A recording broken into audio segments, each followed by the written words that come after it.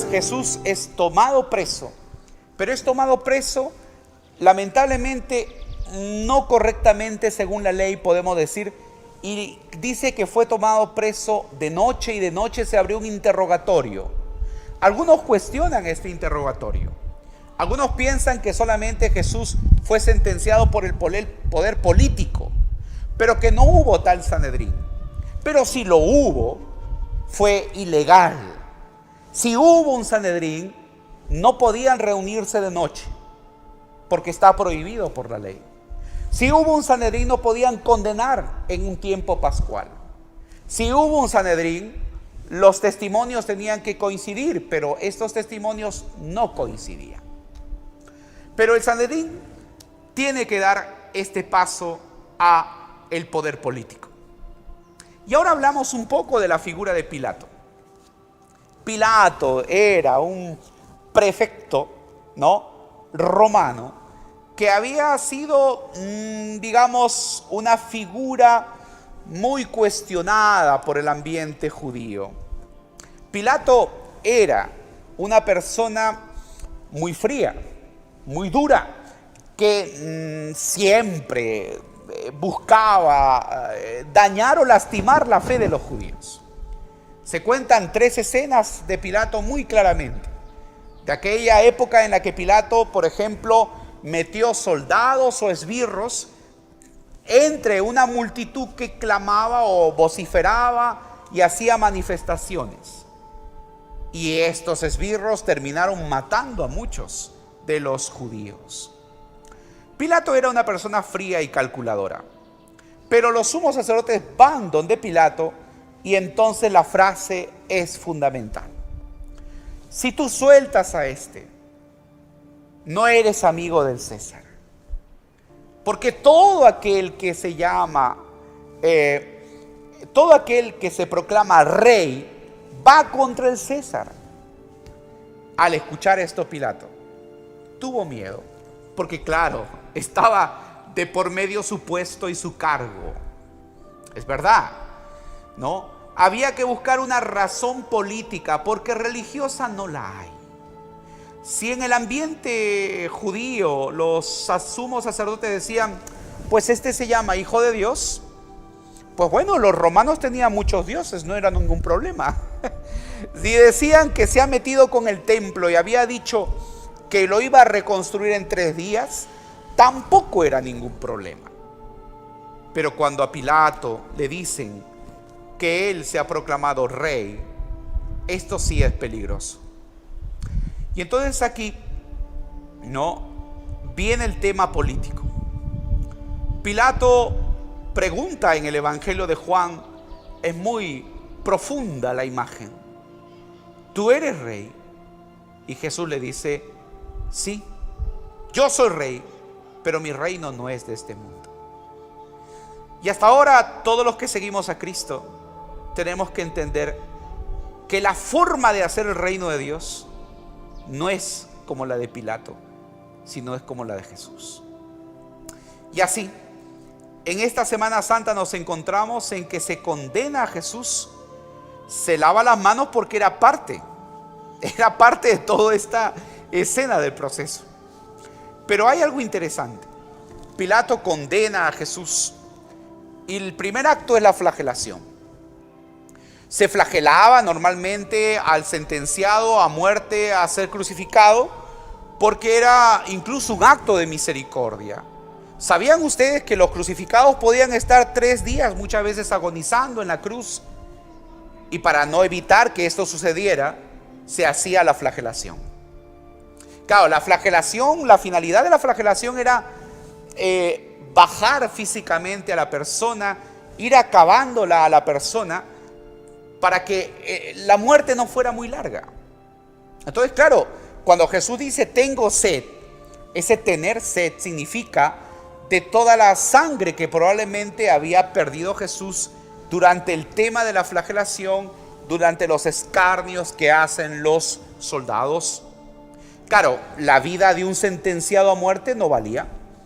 Por eso es que todas las burlas que hay y que están testimoniadas en los evangelios, el famoso juego del rey, que todavía quedan en las losas de Jerusalén, debajo de la puerta de Damasco, de una de las entradas de Jerusalén, todavía quedan las marcas del famoso juego del rey, que es un juego que usaban los niños, pero un juego del rey que habría sido para sortear la ropa de Jesús, para sortear algunas cosas cuando estaban los soldados en la cruz.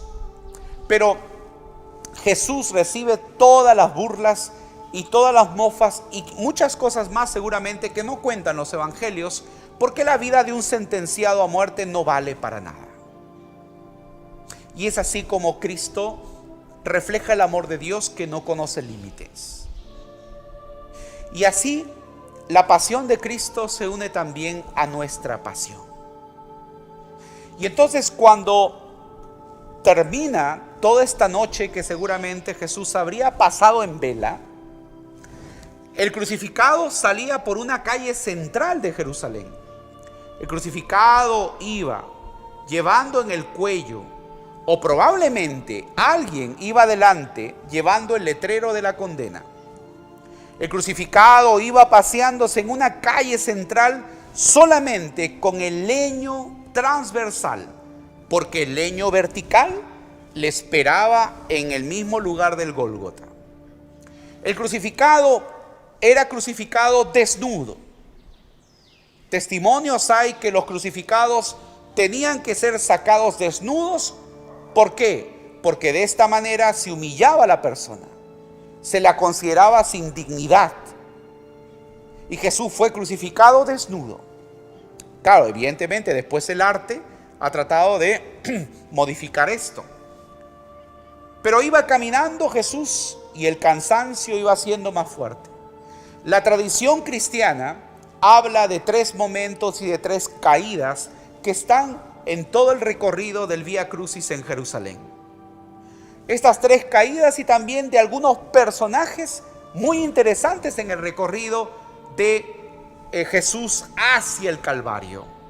El cirineo, que sin darse cuenta se convierte en un seguidor de Jesús, porque decía el Evangelio: todo aquel que quiere seguirme, tome su cruz y sígame.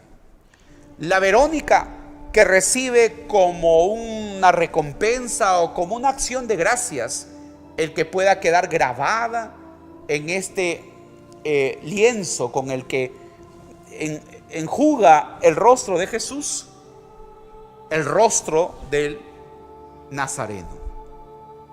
Cuando Jesús llega al momento del Calvario, o llega al lugar del Calvario, el Calvario no era un lugar muy alto. Todos pensamos que el Calvario fuera una montaña alta. Montañas altas no las hay en Jerusalén, porque recordemos que es un ambiente desértico. Pero el Calvario estaba fuera de la ciudad. Entonces era un lugar donde seguramente, como algunos investigadores dicen, había una gran cantidad de huesos y cráneos. Y por eso se le llamaba a este lugar el lugar del cráneo, por la gran cantidad de cráneos que habían caídos y regados por toda la parte del Gólgota. Era un lugar o un pequeño montículo o una roca que tendría unos 4 metros y medio de altura, visible para que todos puedan ver el espectáculo. Lo cierto es que Jesús fue crucificado en una crucifixión masiva. Recordemos acá un tema importante, que Pilato no vivía en Jerusalén. Pilato iba a Jerusalén para las fiestas importantes judías para evitar que alguien se levantara y creara algún problema de revolución política. Así que para la Pascua Pilato fue, y entonces coincidió en que esa Pascua le presentan a Jesús para que fuera sentenciado a muerte. Jesús fue sentenciado a muerte en medio de otros que, como dice el Evangelio, estaba crucificado con otros 2 malhechores. Y entonces Jesús fue despojado de sus vestiduras, fue crucificado desnudo. La cruz no era muy alta, la cruz era algo baja, no era muy alta, para que los perros o los animales del campo pudieran terminar de comer la carne de los crucificados. Ningún crucificado era sepultado. Todos quedaban en la cruz. Y por eso los huesos quedaban esparcidos por el lugar del Gólgota. Este lugar del Gólgota contempla también otro misterio grande. Los padres de la iglesia señalan este lugar como el lugar donde fue enterrado Adán. Y así podemos decir, la sangre de Adán, que es Cristo, redimió al primer Adán que estaba enterrado en este lugar del Gólgota. Por eso es que ustedes en casa, cuando tienen esos crucifijos antiguos, tienen ustedes una calavera pequeña, un cráneo abajo del Cristo, porque es el cráneo de Adán, que ha sido redimido por Cristo, que es el nuevo Adán. Y entonces, el lugar de la cruz, el lugar del Gólgota, la cruz no era muy alta. El crucificado venía a ser puesto en la cruz, pero la cruz tenía un asiento que se le llamaba el sedil. Ahí el crucificado podía asentar el cuerpo. Los brazos eran extendidos y amarrados. Los clavos perforaban las muñecas del crucificado. Y 4 clavos, 2 en ambas muñecas, 12, uno en cada muñeca y uno en cada pie, que atravesaba lo que era el tobillo, sujetaban al crucificado, amarraban los brazos. Y entonces hay algo muy importante que compartir. El Evangelio de Juan dice que cuando llegaron los soldados, ya vieron que Jesús había muerto y no le quebraron las piernas. ¿Por qué se les quebraba las piernas a un crucificado? Sencillamente para que soltara el peso y pudiera hacer presión en lo que eran los pulmones. De esa manera, el crucificado terminaba asfixiado. Ahora bien, en esta escena de la cruz no había mujeres cerca. La gente apreciaba esto de lejos, como lo dice el Evangelio de Lucas. San Juan ha querido poner cerca a la madre y al discípulo que Jesús más amaba. ¿Por qué? Porque ha querido acercar a María al pie de la cruz. En realidad, María, junto con otras mujeres que le habían acompañado a Jesús de Galilea, estaban de cerca o de lejos. Más nos da, no es importante. El tema es algo curioso. Las mujeres terminaron por seguir a Jesús hasta el final. Y todos los discípulos huyeron. Y es curioso que en esta escena de la crucifixión a Jesús le dan vino mezclado con mirra. Esta mezcla era un narcótico que se daba normalmente a los sentenciados a muerte para aliviar el dolor. Jesús rechaza este narcótico y prefiere asumir la muerte de manera consciente. Y así Jesús termina por expirar en la cruz. Y como dice el Evangelio de Juan, Jesús exhaló su espíritu. De esta cruz nacerá una nueva humanidad. Queridos hermanos, en este tiempo de Pascua, Jesús también termina por faltarle el aire. Se le quita la respiración en los últimos momentos de su muerte. Se le quita el aliento.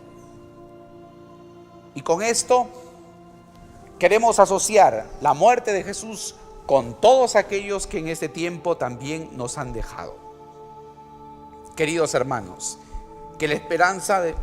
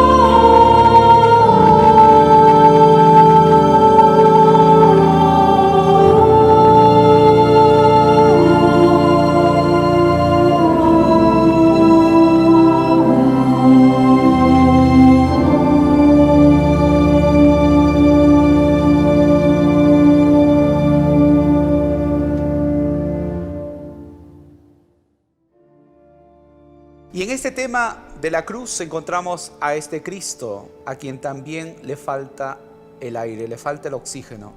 Como en este tiempo recordamos también a todos aquellos que están sufriendo esta falta de oxígeno, esta falta de aire, este tiempo de pandemia, de sindemia que ha afectado todo.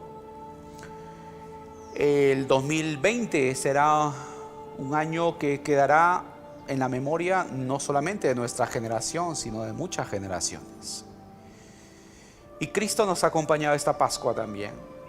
Cristo nos ha acompañado esta Pascua, y en la cruz de Cristo pongamos también nuestra esperanza, porque sabemos que nosotros desde la fe cristiana, la última palabra no la tiene la muerte, la única palabra la tiene Dios. Entonces, este Cristo, que hay algo que me parece importante compartirles el día de hoy, sobre todo el valor y el coraje del Señor. Jesús sabe que evidentemente se siente o se presiente un destino violento. Pero sin embargo, la pregunta es: ¿por qué el Señor no se ha ido de Getsemaní? ¿Por qué no ha huido del Getsemaní? ¿Por qué no se fue si de Getsemaní podía a unos kilómetros irse al desierto e internarse ahí? Jesús se queda en el huerto, se queda en el Getsemaní y muy conscientemente va a asumir no lo que Él quiere hacer como si fuera un kamikaze o una persona suicida. No, lo hace porque la muerte le ha encontrado, la muerte le ha salido al encuentro y Él no le tiene miedo. Por eso las últimas palabras en la cruz son: Padre, en tus manos encomiendo mi espíritu. Pongamos también en las manos del Señor, en la mano del Padre. Así vivió Jesús. Inició diciendo en el templo: estoy ocupado de las cosas de mi Padre, y termina con la última palabra: en tus manos, Padre, encomiendo mi espíritu. Pongamos entonces en este tiempo de Pascua en las manos del Padre a todos nosotros, familiares, amigos, personas a quienes más queremos. Y en este tiempo unámonos pues a la pasión del Señor, la pasión que es del mundo, la pasión del hombre del día de hoy. La última palabra no la tiene la muerte, sino la tiene la resurrección. Y así, en estos días santos, les vamos a acompañar con los programas de Semana Santa, con todas las celebraciones que serán transmitidas por este tiempo a través de los medios virtuales. Que tengan unos buenos días santos, paz y bien a todos.